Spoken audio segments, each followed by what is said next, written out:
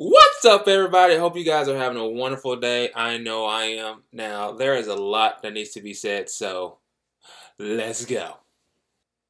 So, cheerleading. It is a fun activity and sport to be a part of. You express yourself through backflips, dance moves, splits, that kind of thing. There are a lot of cheerleading competitions, and they are so competitive. And trust me, I know, because my little cousin, she is a cheerleader right now. And oh my gosh, it gets crazy out there. And you know, training out there, it gets so intense in a way. And for others, it's torture. Now, you're trying to figure out what am I meaning on this? Well, here's the thing. In Denver, Colorado, at East high school coach Ozell Williams was fired from holding down a cheerleader into doing the splits. So you need to check this video out and you understand. No, you're just gonna make it worse. Stop me.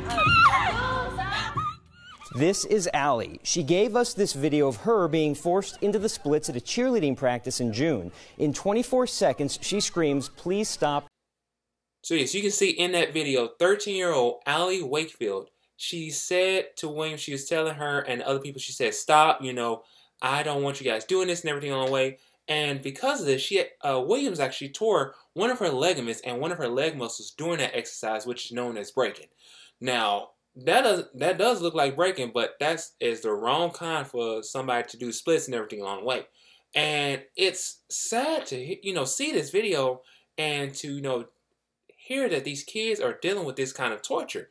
And along with that, Williams was actually fired from another school in the same position last year doing the same thing. However, he told the girls that if they didn't do it correctly, that he would punch them in the face. And you know that is just wrong on so many levels. And after this video was released, East High placed 4 of its members on staff on administration leave. They were Principal Andy Middlesberg, Assistant Principal Lisa Quartet, I hope I said her name correctly, Assistant Cheer Coach Maria Klatz, and School District Deputy General Counsel Michael Hickman. Now, if my little cousin was dealing with this kind of thing, I sure as heck will find that person. I will punch the living lights at that person, because you don't do that to somebody. If they can't do the splits or anything, you try to find an alternative. Okay, you don't put somebody in that kind of position and hurt that child. You don't hurt somebody just because they can't do the splits all the way, because I can do the splits, but I can't go all the way. That's that kind of thing. You don't push me all the way down just to see if I can do the splits. And it's sad to hear that people are doing this. And, parents, I feel like if your child is doing, cheerleading, make sure that you are actually there to see them during the training and everything along the way. And make sure that their coaches aren't trying to be like assholes or anything else like Ozell Williams and his crew was. Okay? I'm just trying to make sure that you guys know about that kind of thing. Moving on, you've got a guy by the name of Joe Arpaio. I hope I say his name correctly too. So on Friday, Trump pardoned 85-year-old Arpaio. He was the former Arizona sheriff whose aggressive efforts to hunt down and detain undocumented immigrants made him a national symbol of the divisive politics of immigration and earned him a criminal contempt conviction. I'm sorry. What the hell is wrong with you? You let this guy out. Oh my God, why? Now, Trump went on Twitter, he's calling him an American patriot and talking about how he gave Arpaio, I don't know how to say his name, I was just call him Joe, but he gave this guy a full pardon by keeping Arizona safe. What the hell? Seriously, that's just so sad and ridiculous. I'm going to keep saying sad and ridiculous no matter what. But that is so ridiculous for you to do that. Because, Joe, he went and thanked Trump for the pardon and he criticized Obama's justice system. No, you were put in there for a reason, because you are an asshole to people. And, he did this after speaking in a campaign rally in Phoenix saying, I don't want to talk, I don't want to do that, talking about immigration, because I don't want to cause any controversy. You already caused controversy so much in this state and in so many other places. And he went to add it, was Sheriff Joe convicted for doing his job? And these people applauded. And I'm just going, why? Side note, that African American guy in the back, I don't know who that is, so he does not represent us. I'm just gonna let y'all know that, okay? But the guy was serving 24 years as sheriff of the Maricopa County, and it's also where Arizona was as well. You know, it's that kind of that district as well. Building a national reputation for harsh conditions in his county jail, and for this, you know, he was campaigning against the whole undocumented immigrants. Now he called himself the American toughest sheriff by making the immigrants wear pink underwear and serving jail food that was at least what some of the prisoners called inedible. And he was also on the forefront for the whole birth, you know, movement, talking about Obama, you know, he's an immigrant, blah, blah, blah. And, you know, he needs to show our papers, everything along the way. Now, the whole criminal convention and grew out of a lawsuit that filed a decade ago, charging on the, sheriff's office, regularly violating the rights of Latinos, stopping people based on their racial profiling, detaining them, basically sold on the suspicion they were, immigrants and illegal and everything on the way. And a federal judge, hearing the case, ordered Joe in 2011 to stop detaining people based solely on suspicions of their immigration status, which there was no evidence. Again, there was no evidence that a state law had been broken.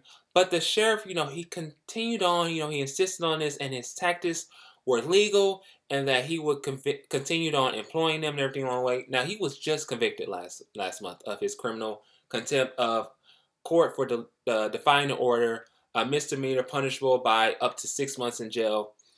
And Trump, he just pardoned him. He was like, I'm the president. I can do this. I'm going to let, some jerk who means all these immigrants and everything along the way. No, you do not do that. Oh my God, y'all, I swear, he is the stupidest president. Why did you vote for him? Seriously. And, continuing on with this story, Senator John McCain, now that guy is an American hero because he's done a lot for us. Now, even though he ran for president, he didn't win, he is still an American hero for everything he's done so far. And he denounced the pardon of Arpaio, or whatever the guy's name is. And he said no one is above the law. And he said that the individuals entrusted with the privilege of being sworn law officers should always seek to be beyond reproach in their commitment to fairly enforcing laws that they have sworn to uphold. And this discussion held on, about the whole pardon and everything weeks ago when Trump had his chief strategist, Bannon, now he's gone. But, they was talking about this and everything along the way. Here's my thing. You need to impeach Trump because he is an idiot. I'm just going to say that. And everything along the way. And you people out there who think he's a wonderful guy don't see it. You guys do not open your eyes for anything. I'm just letting y'all know. So, there you go. Okay? I just want to let y'all know that. And then moving on, you got the whole McGregor versus Mayweather fight. Guys, I saw that fight over the weekend. Oh my gosh, that was a great fight. Everything along the way. After months and months of bickering back and forth, I thought McGregor was going to win. However, Mayweather won, and I was so sad. Thankfully, I did not bet any money on that fight because, I would have lost some money. You know what I'm saying? It was not been good. Now, it was a good 10 to 12 rounds of fun. I didn't watch the whole thing, but I did watch it, so that kind of thing. But in the end, McGregor, he kept going. He kept fighting everything on the way, and he ended up with 49-1. However, Mayweather ended with 50-0. That was so much, just intense going on between those two guys. After bickering everything on the way, the guys, they're good friends. They're going to be good friends no matter what. Even though they like to make fun of each other, they're still going to be good friends. You got UFC, you got boxing. That's kind of, these guys are real cool. Everything on the way, and these guys, they were balling afterwards. They made millions, so that kind of thing. And, you know, even though McGregor called Mayweather a Mexican, you know, and it was just crazy. I don't know why he did that. But it was a lot going on with that kind of thing and whatnot. So it's kind of cool. And, you know, even though he still lost, McGregor, he went out to party. You know, he was like, hey, I don't care what y'all say, you know, even though I lost, you know, even though you guys wanted me to win, I'm still going to have fun. You know, we're still going to blow it out. You know, we're going to, you know, throw our hands in the air, you know, that kind of thing. It's really cool to hear him say that and do that kind of thing. And you know, Mayweather, he was probably doing the same thing, relaxing, chilling with his family or chilling with the crew, the TMT, I believe that's what they are, and that kind of thing. So it's really dope. And yeah, I wish I recorded that, or you know, I know they're gonna play it over and over, but you know, I wish I recorded that so I can show it to the future generation, that kind of thing. So, oh yeah. And then finally, I'm going to end this off with a little thing that's going on here in Texas. If you guys don't know, there was a hurricane. We call it Hurricane Harvey. It came over the last few days, and it was a Category 1, but now it went up to, I believe, a Category 3 or 4. I can't remember, but it's going on down south towards Houston and like Katy, that kind of thing. And it hit those places because you know that's where it was. You know, it's coming from that area and everything along the way. And I actually have family out there, and I actually have friends that who live out there, and it's scary to hear that kind of thing, and knowing that this hurricane is coming, and then it was going, it came back again, from what I can tell. And you know, a lot of people, they've lost a lot out there. You know, they've worked hard for it, and others are struggling out there to find safety and whatnot. You know, when Trump was asked about this, you know, people was like, oh, you know, Trump's going to go down to Texas and everything along the way. And he really said something that really ticked off a lot of Texans. Here's what he said.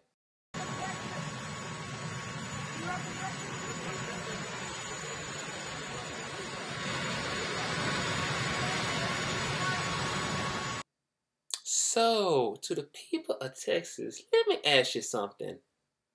What do you think about Trump now, even though he just said that to you guys? You know, he's saying, good luck.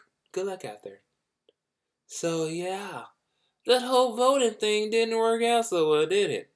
And there are actually people out there who are still out in Houston and Katy, everything along the way. They are out there overpricing everything, and it's so ridiculous for you guys to do that. You know, it's illegal for you guys to do that, just to let you guys know. One guy, he's out there trying to up the price to like $19 for a 24-pack of water. Or, I'm sorry, gas out there, you know how gas here is in Texas, like $2-something dollars. Out there in Houston or Katy, it's about like $8. No, you should never overprice people. These people are trying to get to safety, and yet you want to try to up price on these people. That's a scam, and you should be ashamed of yourself. I kid you not, you should be ashamed of yourself. And there's people still out there. They're still stuck, you know, in their homes and everything along the way. There's photos of people, you know, in their homes that's trying to get people to send out help in there along the way. There's actually a photo of this, of people in a nursing home, and the residents are still at that home in waist-deep water. People, we are supposed to be out there helping them out and rescuing them. I'm doing, you know, if you're coming from Houston and, you know, if you need a place to stay for a few nights, you can come to me. I got you guys. I want to be there. I want to help you guys out in some way I can. And, you know, another good thing about this, my school that I'm currently at right now, which school has started for me, and I am so sad and happy about this at the same time. UNT, they are actually enrolling students who are actually getting impacted by the hurricane. They are like immediately enrolling students who are actually coming from Houston to UNT or from any of the locations around there, saying, hey, you come to UNT, you're already admitted into. But I'm going to let you guys know that I'm going to post a link down below for like offering to help out and everything with the Houston and Hurricane Harvey. And I'm going to let you guys know something. No matter what, if somebody's in need of help, help that person out, okay? Don't just sit around saying, oh, you know, I'll help that person and not help that person. Help that person out, okay? But with that being said, let me know what you guys think about the whole cheerleading thing, the whole pardon, Mayweather versus McGregor, Hurricane Harvey, anything else that's on your mind. Again, I am here for you guys. I love you guys no matter what. Like, share, comment, subscribe to my channel. You know I'm always going to be here. I know school started. It's going to be crazy. But I will let you guys know that I'm going to be out there for you. I'm going to be posting videos, so keep a lookout for that. And with that being said, I love you guys. Peace out.